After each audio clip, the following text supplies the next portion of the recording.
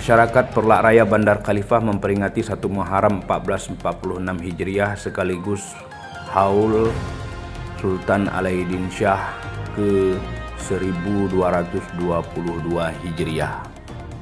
Hadir dalam kegiatan tersebut Kepala Kantor Kementerian Agama Kabupaten Aceh Timur, tokoh masyarakat serta Muspika Kecamatan Perlak.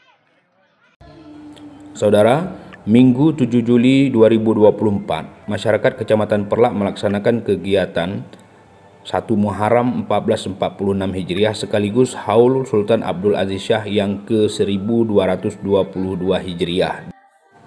Hadir pula dalam kegiatan tersebut Kepala Kantor Kementerian Agama Kabupaten Aceh Timur Haji Salamina SAGMA menyampaikan paparan tentang sejarah singkat tentang Kerajaan Perlak. Berikut paparan beliau. Ada sebuah artikel yang terdapat dalam tabloid Insafuddin yang ditulis oleh Profesor Al-Hashimi. Di setiap satu pemukiman satu zawiyah, dan di setiap satu kampung satu menasah.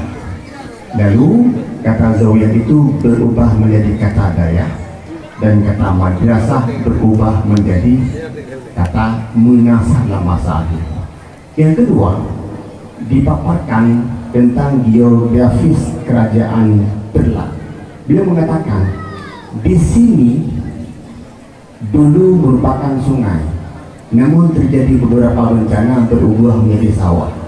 Dan juga beliau mengatakan menemukan beberapa peninggalan mata uang dan bentuk situs pada masa tersebut.